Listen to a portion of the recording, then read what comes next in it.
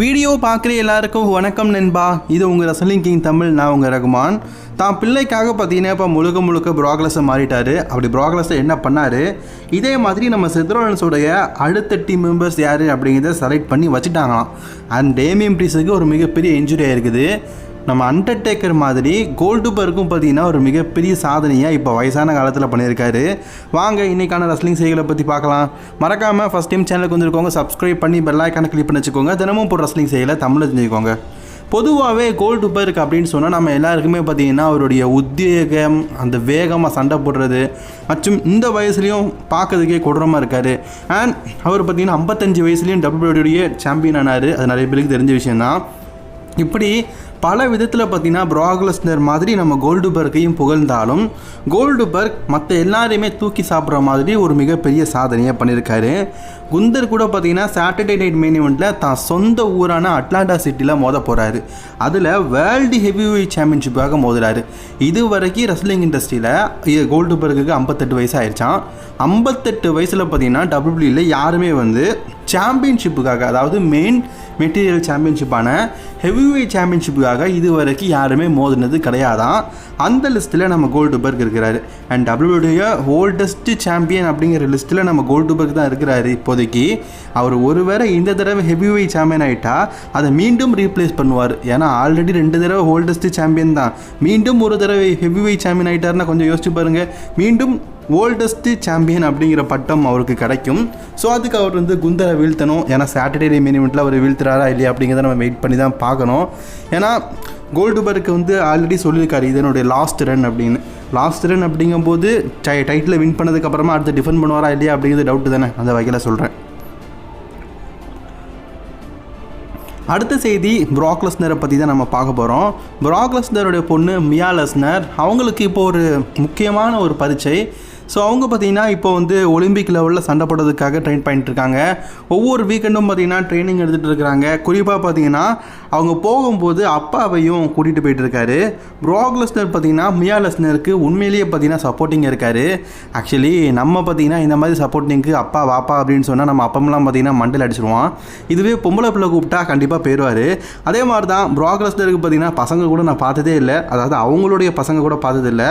ஆனால் பொண்ணுங்க கூட பார்த்திங்கன்னா அதிகமாக ஸ்பெண்ட் பண்ணுறாரு. அதாவது தான் பெத்த பிள்ளை கூட பார்த்தீங்கன்னா அதிகமாக ஸ்பெண்ட் பண்ணுறாரு. என்னதான் இருந்தாலும் பொம்பளை பிள்ளை மேலே தனி பாசம் தாங்க.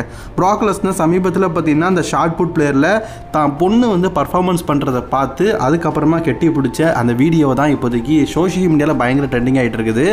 அந்த வீடியோவை தான் நான் உங்களுக்கும் காட்டியிருக்கிறேன். செத்ரோலன்ஸோட டீமில் ஆல்ரெடி பார்த்தீங்கன்னா 3 பேர் ஜாயின் பண்ணிட்டாங்க. இந்த வருடம் ரெஸ்ல்மேனியாவிலேருந்து செத்ரோலன்ஸுக்கு ஒரு நியூ ஸ்டோரி WWE பார்த்தீங்கன்னா டெவலப் பண்ணாங்க. அந்த வகையில் Bronson Reed and Bron Breakker, அதாவது பிக் டாக்ஸ் 2 பேரும் சேர்ந்து பார்த்தீங்கன்னா ஒரு மிகப்பெரிய டீமாக இருக்கிறாங்க. WWE பார்த்தீங்கன்னா இதை இப்படியே விட்டுருக்காம இன்னும் ஒரு சில பேரை இந்த ஃபேஷனில் ஆட் பண்ணி யாராலுமே நெருங்க முடியாத அளவுக்கு பிளட் லைன் மாதிரி பெருசாக கொண்டு போகணும் அப்படின்னு பிளான் போட்டு வச்சுருக்கிறாங்களாம். நிறைய ஃபேன்ஸோடைய ஒரு வேண்டுகோள் மற்றும் இவர் இருந்தால் நல்லாயிருக்கும் அப்படின்னு கேட்குறது ஆஸ்டின் தேரி. ஆல்ரெடி செத்ரோலன்ஸோடைய மேசியா டீமில் ஆஸ்டின் தேரி இருந்திருக்காரு.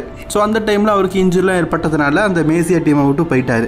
அண்ட் ஆஸ்டின் தேரி இப்போ WWEல கவலைக்கிடம் அப்படிங்கிற இடத்துல இருக்கிறார். ஏன்னா மக்கள் மத்தியில் பிடிச்ச ரெஸ்லர், வின்ஸ் மெக்மேனால் தூக்கி கொண்டாடப்பட்ட ரெஸ்லர் இப்போ பார்த்தீங்கன்னா இருக்கிற இடம் தெரியாமல் இருக்கிறாரு. செத்ரோலன்ஸோட டீமுக்கு ஏற்ற ஒரு பொசிஷனல் லெவல் பார்த்தீங்கன்னா ஆஸ்டின் தேரிக்கு இருக்குது. அதனால் ஆஸ்டின் தேரி அந்த டீமில் இருந்தால் நல்லாயிருக்கும்னு நினைக்கிறாங்க. ஆனால் WWE பார்த்தீங்கன்னா தேர்ந்தெடுக்கப்பட்டிருக்கிற 2 ரெஸ்லரையும் NXTலேருந்து தான் தேர்ந்தெடுத்துருக்கிறாங்க. NXTலேருந்து தேர்ந்தெடுத்துருக்கிறாங்க. அவங்க 2 பேருமே சமீபத்தில் AEW வேண்டாம் அப்படின்னு சொல்லிட்டு உதறி வந்தவங்க. அதில் ஃபஸ்ட்டு நம்ம ஈத்தன் பேஜ் நிறைய பேருக்கு தெரியும். AEWவில் பார்த்தீங்கன்னா பல விதமான வில்லங்கத்தெல்லாம் உண்டாக்கிட்டு தான் அதுக்கப்புறமா WWEக்கு ஒரு ரொம்ப பிடிச்சிருச்சு.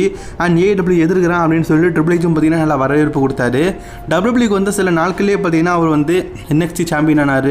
2 time north American champion. WWE இருக்கிற NXTயில் இருக்கிற ரெஸ்லருக்கு, WWEயால் உருவாக்கப்பட்ட ரெஸ்லருக்கே அவங்க வாய்ப்பு கொடுக்க மாட்டாங்க. AEWலேருந்து வர ரெஸ்லர்ஸ்க்குலாம் பெரிய வாய்ப்பு கொடுத்துட்டு இருக்காங்கல்ல.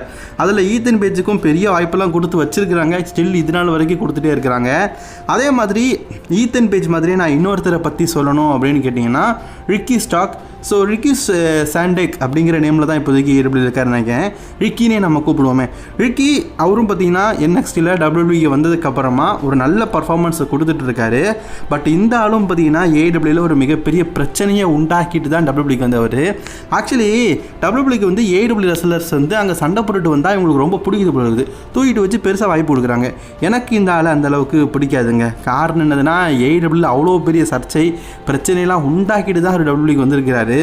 ஆனால் WWE பார்த்திங்கன்னா அவங்களுடைய பர்ஃபார்மன்ஸ் சென்டரில் ஒர்க் பண்ணுற ரெஸ்லர்ஸையோ அவங்க கிட்ட இருக்கிற ரெஸ்லர்ஸுக்கோ புஷ் கொடுக்காம AEW ரெஸ்லர்ஸுக்கே சாம்பியன்ஷிப்பையும், அதாவது AEWலேருந்து WWEக்கு வர ரெஸ்லருக்கு சாம்பியன்ஷிப்பையும் வாய்ப்பையும் கொடுக்குறது சரியானு தெரில. இவரையும் வந்து செதுரான்ஸ் டீமில் ஆட் பண்ணலாமா அப்படின்னு நினைக்கிறாங்களாம். இந்த ரிக்கி ஸ்டாக்கை பார்க்கறதுக்கு என்னன்னு தெரில, சில பேரை பார்த்தா பிடிக்காதுன்னு சொல்லணும்னா அந்த மாதிரி தான் சார். பட் ஆனால் பர்ஃபார்மன்ஸ் பேச்சு ஸ்கில்லாம் பார்த்தீங்கன்னா அந்தளவுக்கு பயங்கரமாக இருக்கும். பட் ஆனால் எனக்கு ஒரு AEWல அந்த அளவுக்கு பிரச்சனை ஏற்படுத்திட்டு WWEக்கு வந்ததுனால பர்சனலி பிடிக்காது. இது பர்சனல் விஷயம்னு சொல்லிட்டேன். ஸோ அதை தவிர்த்து அவர் ஒரு நல்ல மல்யுத்த வீரர், இந்த டீமில் இருந்தால் நல்லா தான் இருக்கும். பட் ஆனால் இவரை தவிர்த்து நான் பெரிதும் எதிர்பார்க்குறது ஆஸ்டின் தேரி. பேசாமல் ஆஸ்டின் தேரி, கிரேசன் வாலரையே பார்த்தீங்கன்னா NXTல இருக்கிற சூப்பர் ஸ்டார்ஸ்க்கு பதிலாக மாற்றிக்கலாம், பார்க்கறதுக்கும் நல்லாயிருக்கும். ஸோ ரெண்டு பேரும் வாய்ப்பு இல்லாமல் இருக்கிறாங்க, அவங்களுக்கும் வாய்ப்பு கிடைச்ச மாதிரி இருக்கும். நம்ம டேமியன் ப்ரீஸை பற்றி தான் அடுத்த செய்தி நம்ம பார்க்க போகிறோம்.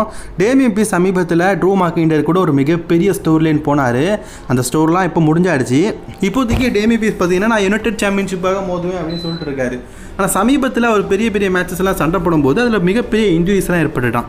இந்த வாரம் நடந்த ஸ்மாக்டவுன்லேயும் பார்த்தீங்கன்னா அவர் வந்து குயின் ஆஃப் த ரிங்குக்கான டோர்னமெண்ட்டில் சண்டை போட்டிருந்தார். அதில் அவருக்கு இன்ஜுரி ஆயிடுச்சு. சாரி கிங்குக்கான டோர்னமெண்ட்டில் சண்டை போட்டிருந்தார், அதில் அவருக்கு இன்ஜுரியாக இருக்குது. இப்போதைக்கு நம்ம கிடச்சிருக்க செய்திப்படி டேமியன் ப்ரீஸ் பார்த்தீங்கன்னா கண்டிப்பாக ரெஸ்ட் எடுத்தாகணும். அவருக்கு ஏற்பட்ட இன்ஜுரி பார்த்தீங்கன்னா இன்ஜுரியை வச்சுக்கிட்டு சண்டை போட முடியாது அப்படிங்கிற கண்டிஷனில் டேமியன் ப்ரீஸ் இருக்காராம்.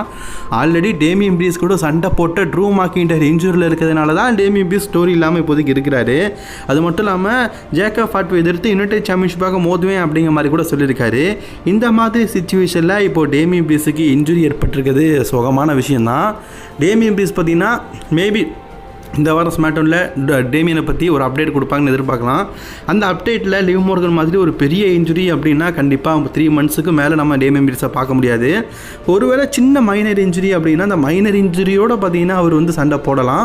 அதாவது சின்ன இன்ஜுரினா அந்த ரெக்கவரியும் எடுக்கலாம். அதே நேரத்தில் WWEக்கு வந்து ப்ரொமோ பேசலாம், பெரிய பெரிய மேட்சஸ் எல்லாம் விளையாடாமல் அந்த இன்ஜுரி முடிஞ்சதுக்கப்புறமா சண்டை போடுற மாதிரி இருக்கலாம். பட் ஆனால் என்ன தான் பண்ணுறாங்க WWE அப்படிங்கிறத வெயிட் பண்ணி தான் பார்க்கணும். டேமியன் ப்ரீஸை என்னைக்கு ஸ்மாக்டவுனுக்கு மாற்றினானுங்களோ அன்னைக்கே இன்ட்ரெஸ்டிங்லாம் போயிட்டு பேசாமல் டேமியன் ப்ரீஸை மண்டே நைட்டாலே வச்சுக்கலாம் போல இருக்குது. இது என்னுடைய பர்சனல் ஒப்பீனியன். அண்ட் இன்றைக்கான ரெஸ்லிங் செய்திகள் அவ்வளோதான். பிடிச்சிருந்துன்னா லைக், ஷேர், கமெண்ட் பண்ணிக்கோங்க. அண்ட் மோர் வீடியோஸ் பார்க்கறதுக்கு மறக்காமல் ரெஸ்லிங் கிங் தமிழை சப்ஸ்கிரைப் பண்ணிக்கோங்க. அடுத்து நல்லதோ ஒரு ரெஸ்லிங் செய்தியில் நான் உங்களை சந்திக்கிறேன்.